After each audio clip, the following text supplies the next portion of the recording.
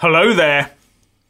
The Labour Party and its former leader are trying to put the pressure on to keep the UK as close to inside the EU as they can possibly get us.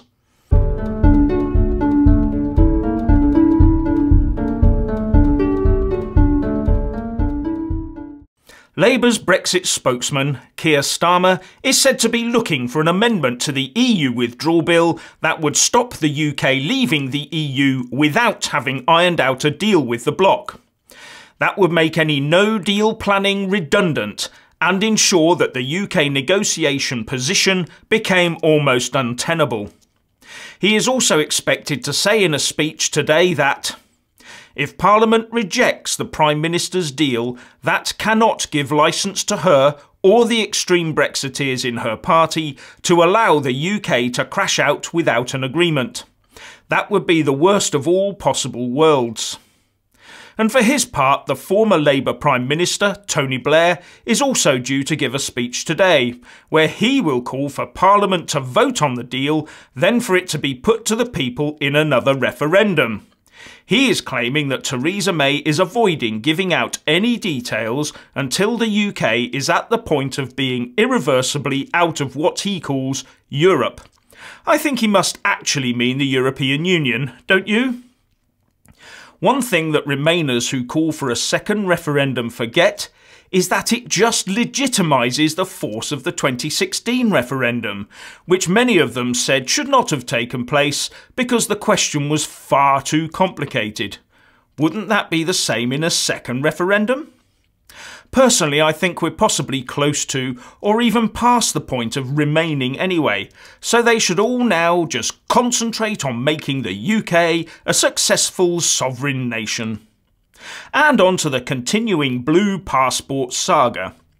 We now have politicians, MPs and peers alike all lining up to say that our new blue passports should be made in the UK, with even that Remainer, Keir Starmer, saying the decision should be reversed, and his party of Remainers say it would print them all in the UK. While I agree with what they are saying, I dislike their hypocrisy.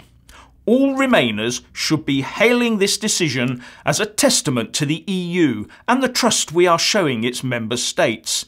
But what these Remainers seem to be saying is that they don't trust the system they support and that the jobs should be UK jobs. You'd think they were just jumping on a bandwagon, wouldn't you? And now the EU wants to be able to rely on UK defence muscle, but not to allow our forces to access the military part of the Galileo satellite system, which I will point out the UK has helped to fund. For a year or more, London and Brussels have been squabbling over Galileo, with Britain's EU exit inevitably creating doubt over its future participation in the programme. In January, the European Commission escalated matters further, says a Financial Times report. In a letter to London, the Commission explained that the UK would be frozen out of work on Galileo's secure system, the public regulated service to be used by military and governments. Sharing such sensitive information with a departing member state would irretrievably compromise the systems after Brexit, the Commission said. If our forces do not have access to the navigation system to be able to train with it, know its capabilities, and to be able to use it confidently and with ease, how are we meant to help the EU fight its wars? Every UK warplane, warship, submarine, tank, infantry unit, missile system, auxiliary unit, etc., etc., etc. needs accurate navigation data. So if the EU wants us to help them, then they can give us what we need for free. Should they be unwilling to do so, then we need to distance our armed forces from theirs. We should be doing that anyway, in order to be free to forge our own independent foreign policy.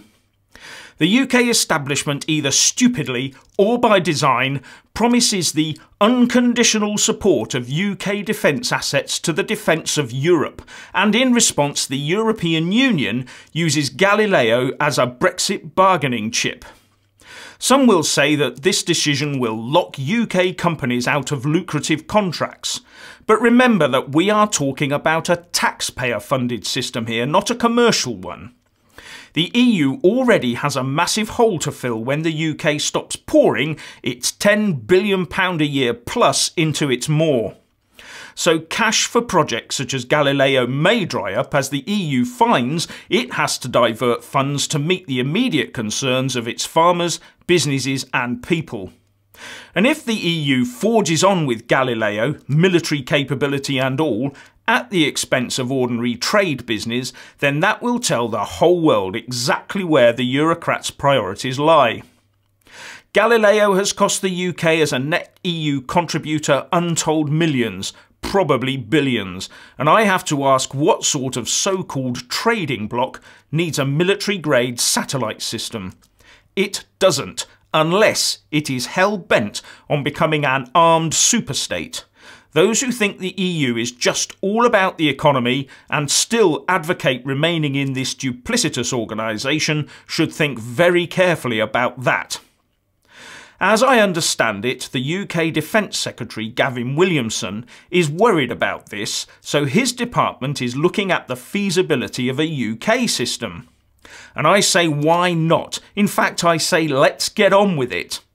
And before people say that the EU is bigger than the UK and has much more money, I will point out that the EU annual budget is €145 billion. That's about £126 billion, and the UK government spends over 6 times that every year, £772 billion. And under the topic of space on the europa.eu website, it says quite clearly that the EU Commission manages and fully funds the Galileo navigation programme. And if there is some sort of back door from national governments to fund EU projects outside of the stated budget, then bang goes your precious EU transparency, and it opens a whole nest of vipers about how much the EU really is costing us.